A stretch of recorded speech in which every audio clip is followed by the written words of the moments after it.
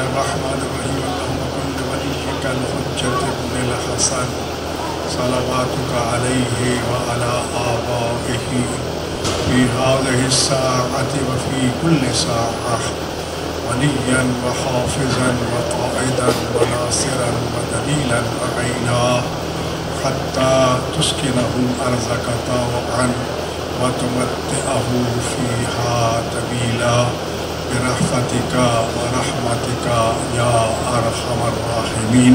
سب مل کے بلند آواز سے صلوات پڑھ لیجیے. نعرہ تکبیر. سب مل کے بلند آواز سے ذوالجلال کریم پروردگار کا نام لیجیے. نعرہ تکبیر، نعرہ رسالت، نعرہ حیدری، حسینیت، حسینیت، یزیدیت، یزیدیت. سب مل کے بلند آواز سے صلوات پڑھ لیجیے. اعوذ باللہ من الشیطان اللعین الرجیم. بسم اللہ الرحمن الرحیم. الحمد للہ رب العالمین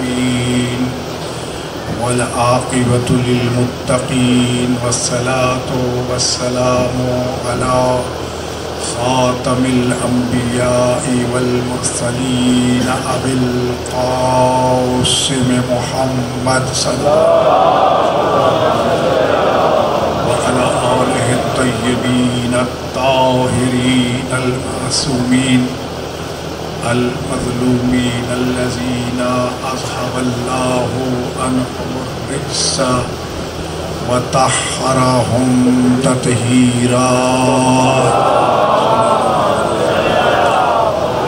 ولعنۃ اللہ علی اعدائہم اجمعین ملعونین من یوم عداوتہم الی یوم الدین. اما بعد فقد قال امام الصادق علیہ السلام لا یوم کا یومک یا ابا عبداللہ. وقال الامام الحسن العسکری علیہ السلام علامات المؤمن خمس صلاة 51 الفرائض والنوافل اليومية وزيارة الأربعين والتختم في اليمين وتعفير الجبين والجهر بسم الله الرحمن الرحيم. سب مل کے بلند آواز سے صلوات پڑھ لیجیے.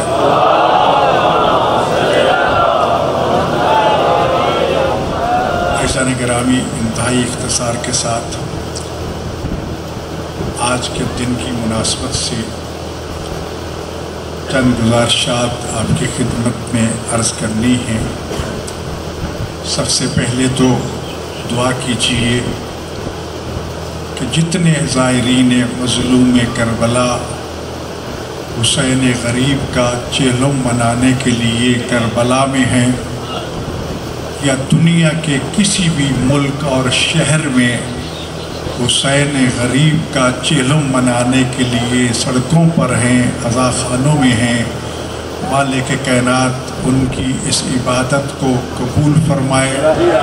صدیقہ کبریٰ فی العالمین جناب زہرا سلام اللہ علیہا کی رضا حاصل ہو.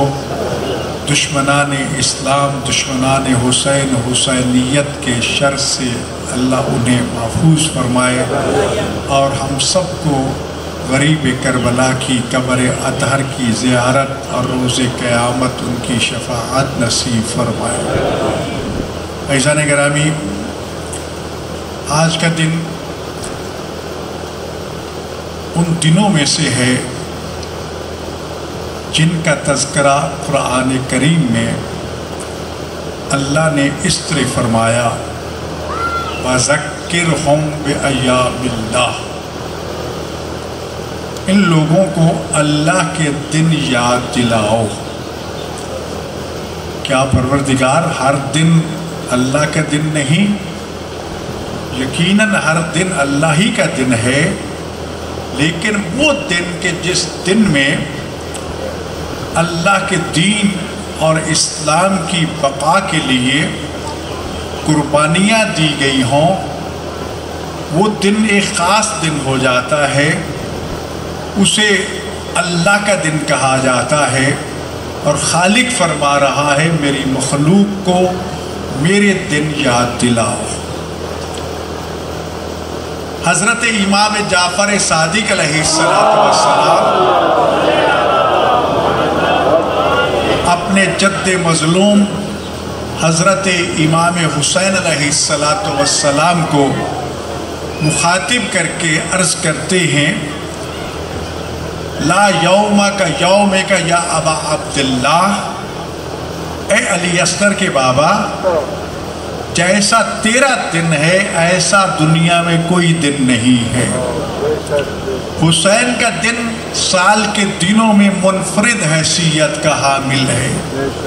صادق آل محمد کی زبان صدق سے اس بات کی تصدیق ہو رہی ہے کہ لا یوم کا یوم کا یا ابا عبداللہ، اے علی اصغر کے بابا، تیرے دن جیسا کوئی دن نہیں ہے۔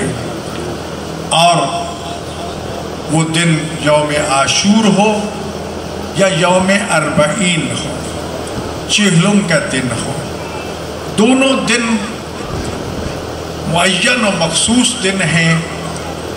اس کے علاوہ صادق آل محمد علیہ السلام نے یہ ارشاد فرمایا، کل یوم عاشورا و کل ارض کربلا، اے ہمارے ماننے والوں، ہر وہ دن جس دن حق و باطل کا کوئی مارکا لڑا جائے گا، ہر وہ زمین جس پہ وہ مارکا لڑا جائے گا، وہ دن یوم عاشور ہوگا، وہ زمین زمین کربلا ہوگی۔ یقیناً آج ہم دیکھ رہے ہیں حضرت زینب سلام اللہ علیہا کی اس دعا کا نتیجہ، جب 11 محرم کو رسن بستہ زینب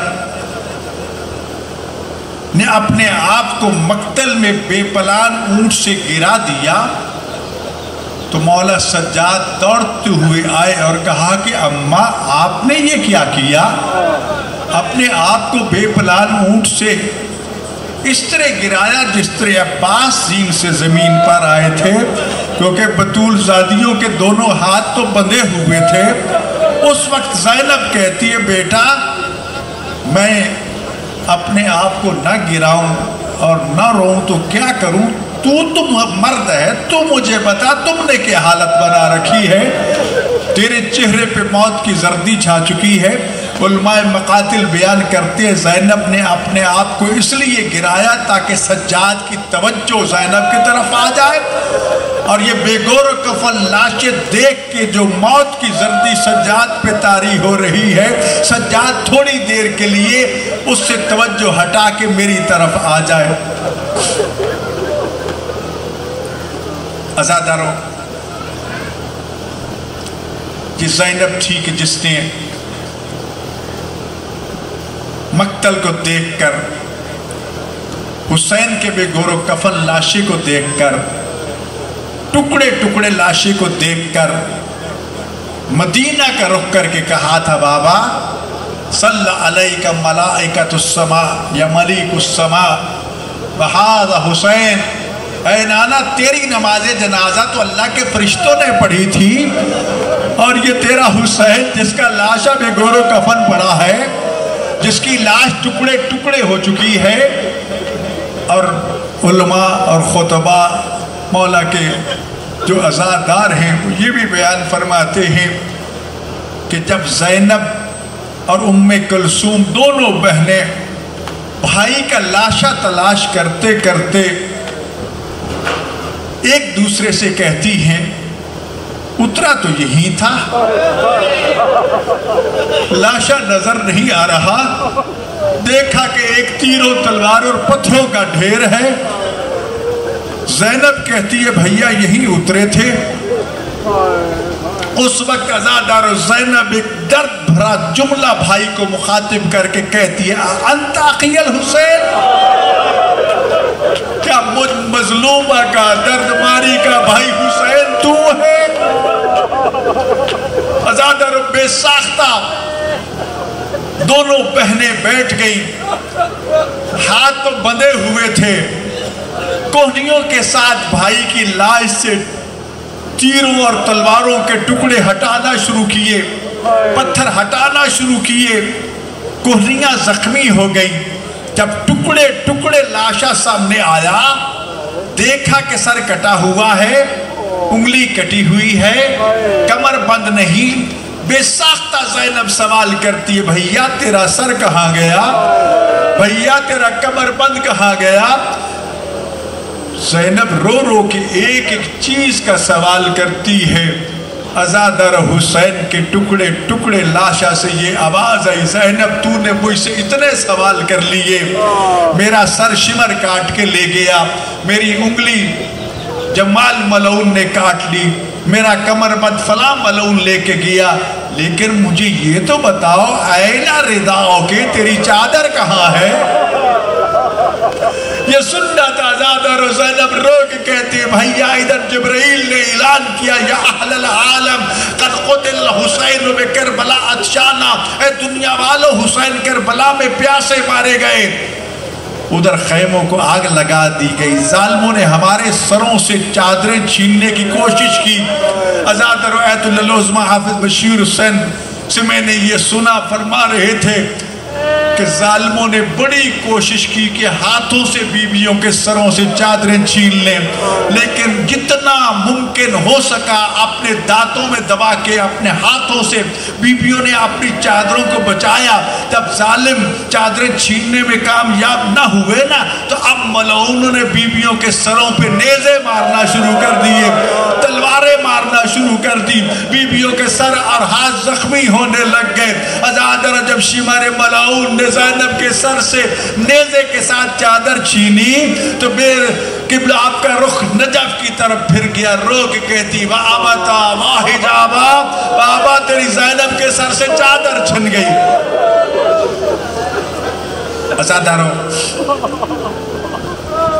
مقتل سے چلی بے گور و کفن لاشیں چھوڑ کر، سجاد کے چہرے پہ موت کے آثار نظر آئے۔ زینب نے اپنے بھتیجوں کو یہ کہا کہ بیٹا صبر کرو، وہ وقت دور نہیں ہے کہ یہاں ہمارے علم لہرائیں گے، یہاں دنیا بھر سے زائرین آئیں گے۔ آج آپ دیکھ رہے ہو زمین کربلا اربعین پہ کروڑوں لوگ پوری دنیا سے پہنچے ہوئے ہیں، آج لاکھوں کی تعداد میں حسینی پرچم لہرا رہے ہیں، صرف کربلا میں نہیں پوری کائنات میں۔ بے شک یزیدیوں نے خیام حسینی کو آگ لگا دی تھی، لیکن آج جہاں جہاں پوری کائنات میں یہ کناتی اور تمبو لگا کے آپ بیٹھے ہیں، یقین کیجئے آپ حسین کے خیمے میں بیٹھے ہیں۔ یہ حسین کا خیمہ ہے کہ جس میں ہم بیٹھے ہیں۔ یزیدی تو یہ سمجھے تھے کہ چند خیمے جلا دیں گے حسین کا نام و نشان مٹ جائے گا، نہیں، آج کائنات میں جہاں بھی حسین کی مجلس ہوتی ہے، یہ امام برگاہیں، یہ عزاخانے، یہ سبھی حسین کے خیمے ہیں۔ جب بھی وہاں پہنچو سجدہ شکر بجا لایا کرو کہ آپ خیمہ حسین میں ہیں، خیمہ یزید میں نہیں ہے۔ عزیزان گرامی، اربعین کی بڑی عزت و عظمت و توقیر ہے۔ حضرت امام حسن عسکری علیہ السلام مومن کی 5 نشانیاں ارشاد فرماتے ہیں۔ پہلی نشانی یہ فرمائی کہ مومن ہر روز 51 رکعت نماز پڑھتا ہے، 17 واجب ہیں، باقی سنت ہیں، ہر روز 51 رکعت۔ عموماً ہم ظہرین کی 8 رکعت نہیں پڑھتے، تاکید نہیں ہے، پڑھ لو تو تب یہ 51 بنتی ہیں۔ 51 نوافل ہیں تہجد سمیت، اور 17 جو ہیں ان میں سے واجب۔ پہلی نشانی یہ ہے۔ دوسری نشانی ارشاد فرمایا کہ وہ خاک شفا پہ سجدہ کرتا ہے، مٹی پہ سجدہ کرتا ہے۔ مجھے ایک بات بتاؤ، امام نے ہمیں کربلا کی مٹی پہ سجدہ کرنے کا حکم دیا، جب بھی آپ سجدہ کا اپنے سامنے رکھ کے نماز میں کھڑے ہوتے ہیں اور نگاہیں خاک کربلا سے دو چار ہوتی ہیں، کیا ہر نمازی کا ذہن کربلا جاتا ہے کہ نہیں؟ ہر ذہن کربلا کی طرف متوجہ ہو جاتا ہے، اور جب متوجہ ہوتا ہے تو مظلوموں کی یاد آ جاتی ہے، یاد آتی ہے تو آنکھوں سے آنسو بھی بہہ نکلتے ہیں۔ فقہی مسئلہ ہے، اگر حالت نماز میں ہمیں کوئی اپنا پیارا جو دنیا سے جا چکا ہے وہ یاد آ جائے اور آنکھوں سے آنسو نکل آئے، نماز باطل ہو جاتی ہے۔ یہ حسین کریم ہے کہ جس کی یاد میں، اور کربلا والے ہیں کہ جن کی یاد میں اگر آنکھوں سے آنسو بہ نکلیں، چیخیں نکل جائیں، تو نہ صرف یہ کہ نماز باطل نہیں ہوتی، نماز کی معراج ہو جاتی ہے۔ آج بھی ہمارے علماء فقہا جب مصلی عبادت میں کھڑے ہوتے ہیں نا، تو تکبیرۃ الاحرام کہنے سے پہلے کربلا کا رخ کر کے السلام علیکہ یا ابا عبداللہ، حسین کو سلام کرنے کے بعد تکبیرۃ الاحرام کہتے ہیں۔ پوچھا گیا ایسے کیوں؟ کہ اگر حسین قربانی نہ دیتا تو یہ نماز ہمیں ملتی؟ آج نماز پڑھتے ہیں تو حسین کے صدقے میں۔ امام نے دوسری نشانی یہ بیان فرمائی کہ خاک شفا پہ سجدہ کرتے ہیں۔ تیسری ارشاد فرمائی کہ اپنے دائیں ہاتھ میں عقیق کی انگوٹھی پہنتے ہیں۔ یہ وہ عقیق ہے جس نے سب سے پہلے رسول اللہ کی جمادات میں سے نبوت اور علی کی ولایت کا اقرار کیا تھا۔ اور پھر ارشاد فرمایا مومن جو ہے ہر روز اور خاص طور پر چہلم کے دن امام حسین کی زیارت 40 پڑھتا ہے۔ زیارت 40 کا شرف حاصل کرتا ہے۔ خوش نصیب ہے وہ عزادار جو آج کربلا میں مظلوم کربلا کی قبر اطہر پر ہیں، لیکن مایوس نہ ہونا۔ صادق آل محمد نے اپنے ایک صحابی سے پوچھا کیا تم ہر روز میرے جد مظلوم کی زیارت کرتے ہو؟ کہا مولا ممکن نہیں ہے۔ کہا مہینے میں؟ کہا ممکن نہیں ہے۔ 6 مہینے میں، سال میں؟ بس کبھی چلا جاتا ہوں۔ تو فرمایا ہر روز زیارت کیوں نہیں کرتے؟ کہا مولا کیسے؟ فرمایا گھر کے صحن میں کھڑے ہو جاؤ، مکان کی چھت پہ چلے جاؤ، جنگل صحرا میں چلے جاؤ، کربلا کا رخ کر کے میرے جد مظلوم حسین کے غم میں روتے ہوئے، ان کے حق کے امامت کو مانتے پہچانتے ہوئے رخ کر کے ایک مرتبہ کہہ دو السلام علیکہ یا ابا عبداللہ، اے علی اصغر کے بابا آپ پہ ہمارا سلام ہو، تمہیں میرے جد مظلوم کی زیارت کا 70 حج کا ثواب ملے گا۔ پھر خاص طور پر امام حسن عسکری نے آج کے دن کی زیارت کو مومن کی نشانی قرار دیا ہے، چہلم کی زیارت۔ اور یہ بھی فرمایا کہ مومن نماز میں بسم اللہ الرحمن الرحیم بلند آواز سے پڑھتا ہے۔ 40 کا عدد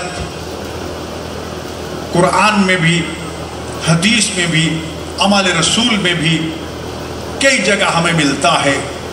حضرت موسیٰ علیہ السلام کوہ طور پہ گئے، 40 راتیں وہاں رہے۔ رسول اکرم صلی اللہ علیہ وآلہ وسلم نے 40 سال کی عمر میں اعلان نبوت فرمایا۔ انسان کی جب عمر 40 سال ہوتی ہے تو اب زندگی ڈھلنا شروع ہو جاتی ہے، 40 تک عروج ہے، اب زوال شروع ہو جاتا ہے۔ اور چہلم کی زیارت امام حسین علیہ السلام کی زیارت ہے۔ اور کسی معصوم کی نہیں، کسی امام کی چہلم کی زیارت نہیں ہے۔ چہلم کی زیارت ہے تو صرف اور صرف امام مظلوم حسین غریب کی، اور یہی وجہ ہے کہ آج دنیا بھر سے کروڑوں عزادار حسین غریب کے چہلم کی زیارت منانے کے لیے کربلا میں موجود ہیں۔ سوشل میڈیا پہ دیکھ رہے ہیں کہ نجف ایئرپورٹ نے عالمی ریکارڈ توڑ دیا ہے کہ دنیا کے 105 ممالک سے کروڑوں انسان جو ہیں، کوئی دعوت نامہ نہیں بھیجا، کوئی ٹکٹ نہیں بھیجا، بلکہ حسین نے اس وقت یہ بتا دیا تھا جب زمین کربلا کو خریدا تھا اور بنی اسد سے یہ کہا تھا کہ ہمارے مہمان آئیں گے، زائر آئیں گے، ان کو پانی پلانا۔ آج بھی بنی اسد کے قبیلے کے لوگ عزاداروں، آپ دیکھ رہے ہیں نجف سے کربلا تک سبیلے ہی سبیلے حسین کا دسترخوان بچھا ہوا ہے۔ اتنا بڑا دسترخوان پوری کائنات میں کہیں نہیں، یہ تو صرف کربلا میں ہے، اور پوری دنیا میں جو نیازیں بن رہی ہیں یہ سبھی حسین کا دسترخوان ہے۔ خوش نصیب ہیں عراق والے کہ جنہیں حسین مظلوم کے زائروں کی خدمت کرنے کا شان حاصل ہو رہا ہے۔ خرچ بھی کرتے ہیں، خدمت بھی کرتے ہیں، ساتھ رو رو کے کہتے ہیں حاجی دعا کرنا اللہ ہماری اس خدمت کو قبول کر لے۔ ظاہر جا کے حسین کو کہنا تیرے نوکر راستے میں کھڑے تھے، تیرے زائرین کی خدمت کر رہے تھے، ان کی خدمت کو قبول کر لے۔ عزیزان گرامی،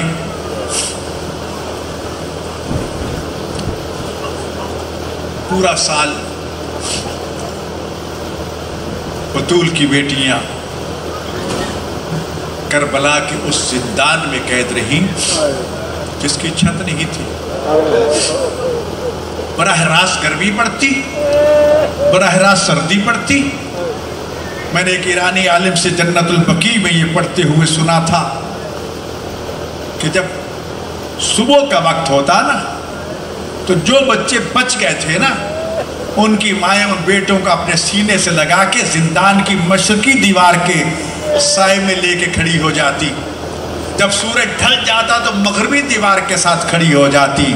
جب عین دوپہر کا وقت ہوتا نا اور اپنے سینے سے اپنے شہزادوں کو لے کے کھڑی ہوتی، زمین تپ جاتی، کبھی کوئی پاؤں اٹھاتی، کبھی کوئی پاؤں اٹھاتی۔ حضرت امام زمانہ علیہ السلام یہ تو سنتے رہتے ہیں کہ بیویوں کے چہروں کا رنگ بدل گیا تھا براہ راست گرمی اور سردی کی وجہ سے، لیکن امام زمانہ زیارت ناہیہ میں فرماتے ہیں میرا سلام ہو میری ان دادیوں پر جن کا زندان شام میں سردی اور گرمی کی وجہ سے چہروں کی کھال ادھڑ گئی تھی۔ یہ حالت تھی بطول کی بیٹیوں کی جب سجاد اس قافلے کو لے کے مدینہ پہنچے تھے اور محمد حنفیہ اپنی بہنوں کی زیارت کے لیے، بیٹے کے استقبال کے لیے غلام کو ساتھ لے کے مدینہ کے باہر آئے نا، اور جناب سجاد کو پتا چلا کہ میرے چچا آ رہے ہیں تو باقر کو ساتھ لے کے راستے میں جا کے بیٹھ گئے۔ جب محمد حنفیہ قریب سے گزرے نا تو پوچھا اے ضعیف، کیا تو نے میرے سجاد کو دیکھا ہے؟ عزادر و سجاد رو کے کہتے چچا میں ہی تیرا بیٹا سجاد ہوں۔ عزادر و محمد حنفیہ رو کے کہتے ہیں بھلا تو میرا بیٹا کیسے ہو سکتا ہے؟ میرا سجاد تو 24 سال کا کڑیل نوجوان، تو 80 سال کا بوڑھا نظر آ رہا ہے۔ عزادر و سجاد رو کے کہتے بابا چچا مجھے شام کے بازاروں درباروں نے بوڑھا کر دیا۔ لے کے آئے وہاں پر جہاں بیویاں بیٹھی تھی۔ سجاد کہتے ہیں چچا ان بیویوں میں ذرا اپنی بہن زینب کو تو پہچان کے دکھاؤ۔ سگا بھائی پہچان نہیں سکا۔ جب بتایا نا کہ جو خاک پہ بیٹھی سر میں خاک ڈالے اپنے بھائی کے غم میں رو رہی ہے، یہ تیری بہن زینب ہے۔ عزادر اور محمد حنفیہ تیزی سے آگے بڑھے۔ جب کلائیوں پہ نظر پڑی، زخم کے نشان نظر آئے تو بے ساختہ پوچھتے زینب یہ تیرے ہاتھوں پہ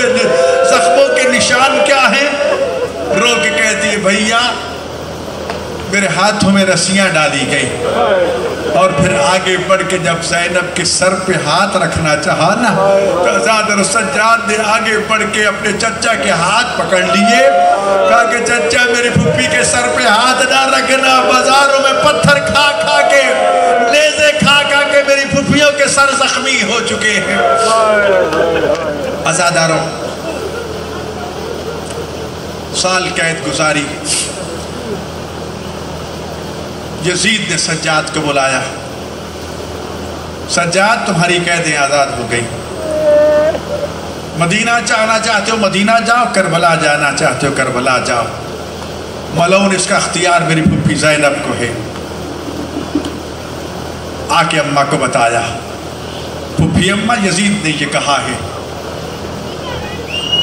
اس سے کہہ دو میں نے ابھی اپنے بھائی کا غم بھی نہیں منایا، ہمیں ایک مکان دیا جائے، کالے پردے آویزہ کیا جائے، ہمیں حسین کا غم منانے دیا جائے، شام کی عورتوں کو آنے دیا جائے۔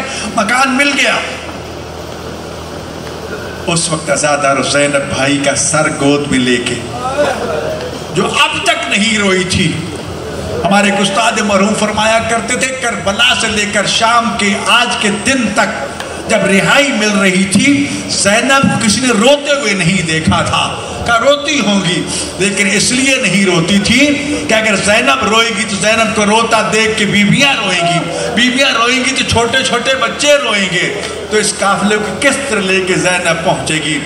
آج پہلا موقع تھا کہ زینب کو رونے کی اجازت ملی۔ حضرات اور بیویوں نے بیان کرنا شروع کیے، بھیا تیرے بعد ہماری چادریں چھن گئیں، بھیا ہم تازیانے کھاتی رہی، ہمیں بے پلان اونٹوں پہ سوار کیا گیا، ہمیں بازاروں اور درباروں میں پھرایا گیا، ہمیں شرابی کے دربار میں خطبے دینا پڑے۔ ایک ایک بیوی نے مصیبت بیان کی، لیکن پھر بھی کتنی مصیبتیں تھیں جو زینب بیان نہ کر سکی۔ باقی مصیبتیں کب بیان کی کہ جب سجاد قافلہ لے کے مدینہ پہنچے اور اس کے بعد جب نانا کی قبر پہ پہنچی نا زینب تو سارے بندے صبر ٹوٹ گئے۔ اس وقت تڑپ کے کہتی ہے نانا، سجاد کا یہ لفظ نانا، جتنا تو نے اپنی امت کو ہمارے ساتھ مودت اور محبت کرنے کی تلقین کی تھی نا، اس کے برعکس یہ کہتے کہ جتنا ہم پہ ظلم کر سکتے ہو وہ کرو، تو نانا اس سے زیادہ ظلم نہ ہو سکتا جتنا ہم پہ ظلم کیا گیا ہے۔ آزاد اور یہاں زینب پھوٹ پھوٹ کے روئی، کیونکہ نفسیاتی چیز اگر کسی بچے پہ ظلم ہو جائے نا وہ برداشت تو کر جائے گا، لیکن جب اسے کوئی اپنا بزرگ نظر آئے نا تو پھر دھاڑے مار مار کے روئے گا بھی صحیح، ایک ایک ظلم بھی بتائے گا۔ آزاد اور اب تک زینب کوئی بڑا نظر نہیں آیا تھا، اب جب نانا کی قبر نظر آئی نا تو رو کے بتایا نانا تیری بیٹی مودت فی القربہ کا عجر لے کر آئی ہے، نانا ہم تازیانے کھاتی رہی، نانا ہماری چادریں چھن گئی۔ ایک درد بھرا جملہ کہا، نانا اگر نا محرموں کے آنے کا خطرہ نہ ہوتا نا تو میں اپنی پشت سے کرتا اٹھا کے تمہیں دکھاتی زینب کی پشت پہ کتنے تازیانے مارے گئے۔ عزاداروں،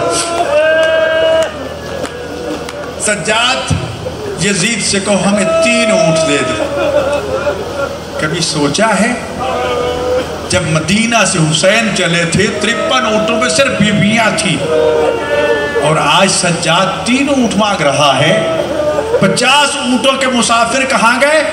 ازادر و کربلا سے کوفہ، کوفہ سے شام کے راستے میں وہ بچے جو ماں کی گودوں میں تھے، ماں کے ہاتھ بندھے ہوئے تھے، ماں کے دامن پکڑے، گھوڑے اونٹ تیز دوڑتے، ہاتھ چھوٹ جاتے، بچے نیچے گر جاتے، اونٹوں کے پاؤں تلے روندے جاتے، دور سے حسرت بھری نگاہوں کے ساتھ مائیں دیکھ کے کہتی اللہ کے حوالے میرا لال، تیری ماں بہت مجبور تھی۔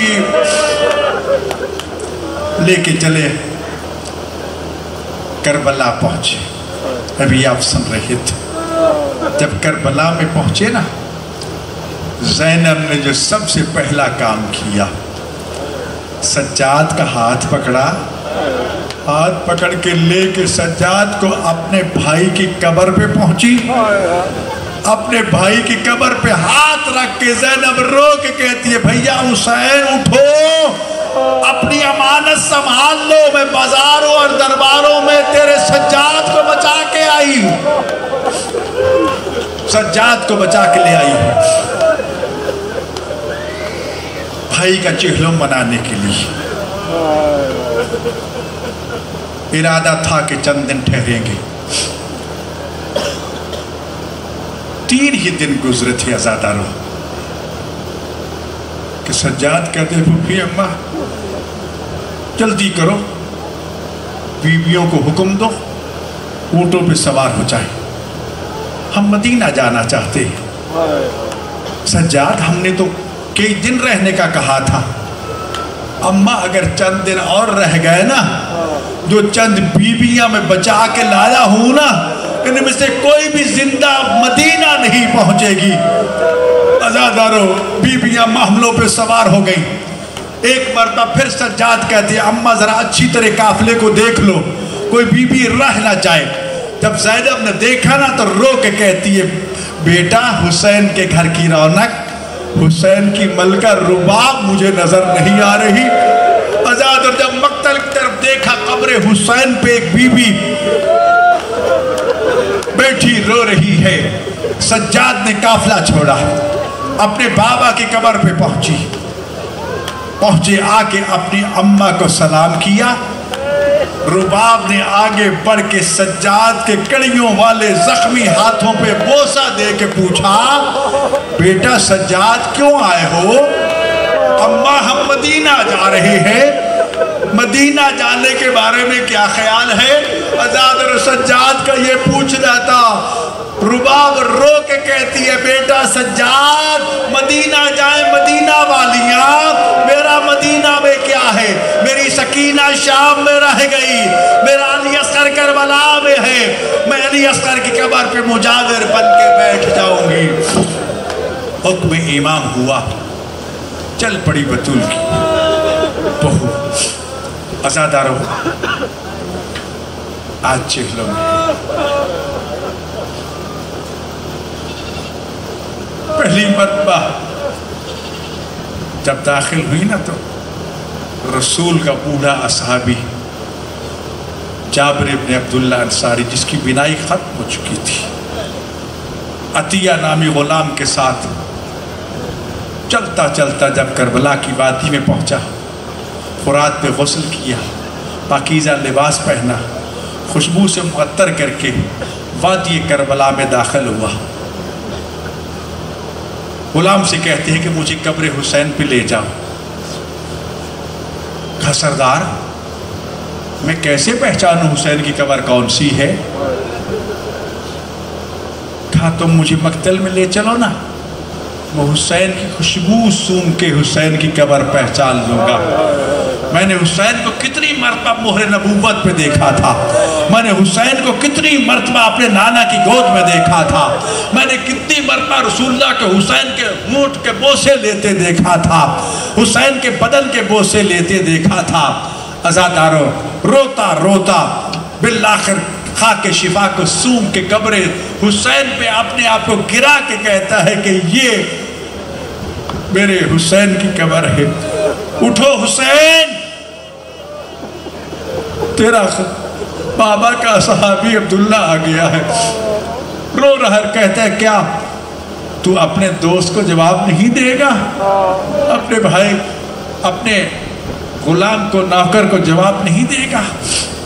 عزاداروں بہنیں آئی تھی بھائی کا چہلم منانے کے لیے، بڑی حسرت سے دیکھا ہوگا، ایک ہی تو جابر تھا اور تو کوئی تھا نہیں، لیکن زینب کی وہ دعائیں اور زینب کا وہ اعلان کہ یہاں پر ہمارے زائر آئیں گے، یہاں پر ہمارے پرچم لہرائیں گے۔ زینب ذرا آج آ کے دیکھ، دنیا بھر سے کروڑوں انسان آ کر یہ کہہ رہے کاش روز عاشور ہم کربلا میں ہوتے، تیرا حسین شہید نہ ہوتا، تیری سکینہ پیاسی نہ ہوتی۔ عزاداروں آج ہم نے اسی مظلوم کی یاد میں،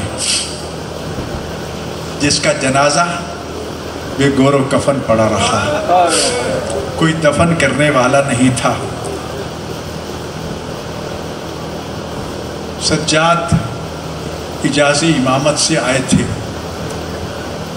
بنی اسد کے قبیلے کے لوگوں کو اس وقت بلایا تھا جب زمین خریدی تھی، کہا کہ ہم قتل ہوں گے، جب ہم قتل ہو جائیں تو ہمارے لاشیں دفن کر دینا۔ پھر عورتوں کو بلایا تھا کہ اگر تمہارے مرد ڈر جائے نا تو تم ہمارے لاشوں کو دفن کر دینا۔ پھر چھوٹے بچوں کو بلا کے کہا تھا، اے بنی اسد کے بچوں، اگر تمہارے ماں باپ ڈر جائیں نا تم ایسے کرنا، مٹی کی جھولیاں بھر بھر کے ہم غریبوں کے لاشوں پہ ڈالتے جانا، تمہارا کھیل ہو جائے گا، ہم غریبوں کے لاشیں دفن ہو جائیں گے۔ آزاد اور 3 دن تک جب لاشیں دفن نہ ہوئے، عورتوں نے غیرت دلائی، بنی اسد کے لوگ آ گئے غریب کربلا کا لاشا دفن کرنے کے لیے، حیران و پریشان کھڑے ہیں۔ لاشوں کی پہچان تو سروں سے ہوتی ہے، جہاں تو کسی لاش کا سر نہیں، ہمیں کیسے پتا چلے کہ یہ کس کا لاشا ہے؟ اسی دوران آزاد اور سجاد اجازی امامت سے پہنچے، کہا ڈرو نہیں، میں حسین کا بیٹا، کہا یہ میرا چچا ہے، اس کو یہاں دفن کر دو، یہ فلاں صحابی ہے، اس کو یہاں دفن کر دو، یہ میرے بابا کا خاص اصحابی حبیب ابن مظاہر ہے، اس کی قبر یہاں بنا دو۔ ایک ایک قبر بنتی گئی، اصحاب کی قبر گنج شہداء میں، آخر میں حسین کے دفن کرنے کی باری آئی۔ وہ غریب کربلا جو زمین سے گرا تھا نا، تو بہن پوچھتی رہ گئی، اے زمین کربلا میرا بھائی تجھ تک تو نہیں پہنچا؟ زمین کہتی نہیں زینب تیرا بھائی مجھ تک نہیں پہنچا۔ زین سے پوچھتی کہ گھوڑے کی زین خالی نظر آ رہی ہے، اے ذوالجناح کی زین میرا بھائی کہاں گیا؟ عزاداروں سوچو حسین کہاں تھے؟ امام زمانہ اس کا جواب دیتے ہیں سلام کرتے ہوئے، میرا سلام ہو میرے اس جد مظلوم پر جس کا جنازہ کتنی دیر تک نہ زمین پر تھا نہ زین پر تھا، تیروں کی نوکوں پہ کھڑا رہا۔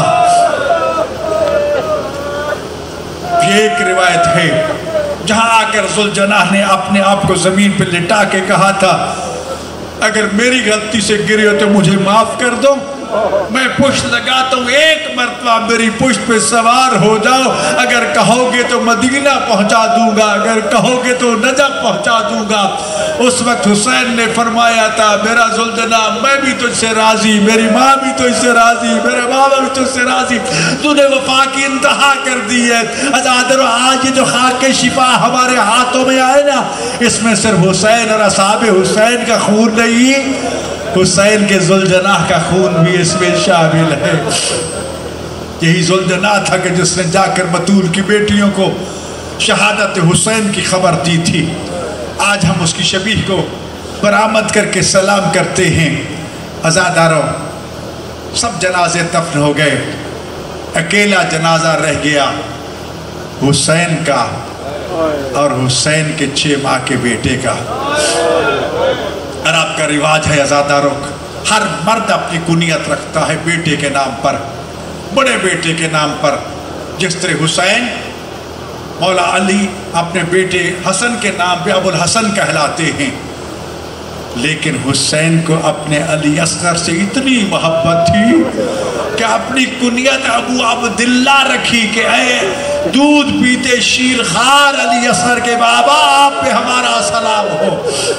عزادارو اس وقت غریب سجاد نے بنی اسد کے لوگوں سے کہا مجھے ایک چٹائی لا کے دو۔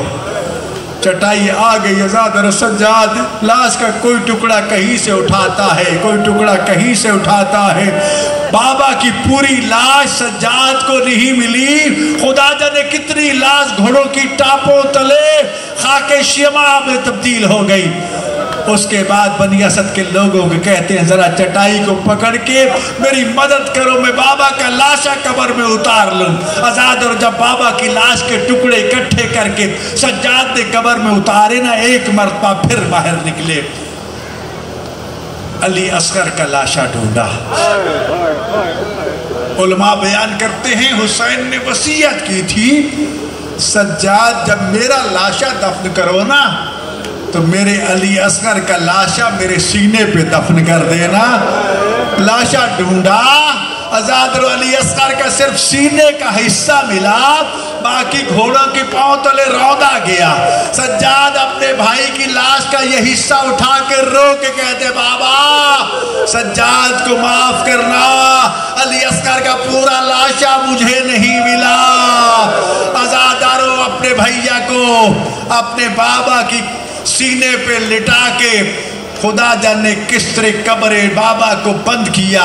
जब कब्र बना चुके तो अपने गोश्त की शहादत से तावीज़ कब्र लिखा, हाज़ा कब्र हुसैन इब्न अली अल्लज़ी क़तलूहु अत्शाना।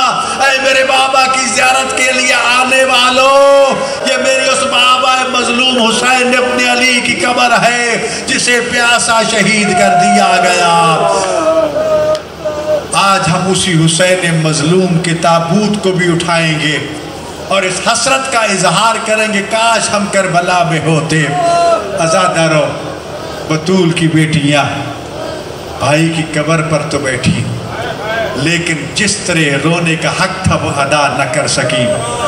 आओ बतूल की बेटियों की हसरत को पूरा करते हुए हम चहलुम मनाएं, हुसैन की ज़ियारत भी करें, हुसैन के ताबूत को भी कंधा दें, हुसैन के बावफा जुल्जना को भी सलाम करें और हुसैन के उस मजलूम शशमाहे अली असगर का झूला भी उठाएं जिसकी माँ उस झूले की जली हुई लकड़ियां संभाल के रखे हुए थी।